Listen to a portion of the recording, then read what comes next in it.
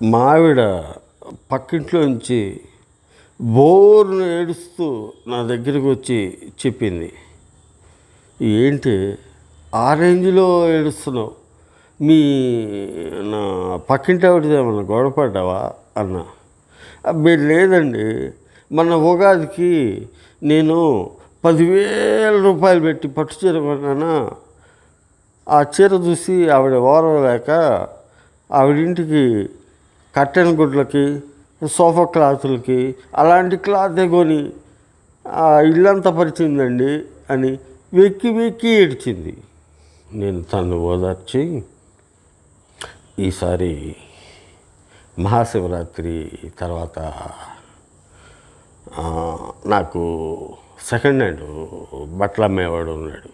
వాడి దగ్గర కర్చీపులు, బొంతలు, కుట్టే గుడ్డలు తీసుకొచ్చి కొంటానులే, కొని ఇల్లంతా భరుద్దాంలే. అప్పుడు ఆవిడ ఏడ్చుకుంటూ వెళ్ళి వాళ్ళ ఆయనతో చెప్పుకుంటుంది అని ఆవిడని నేను ఓదార్చాను.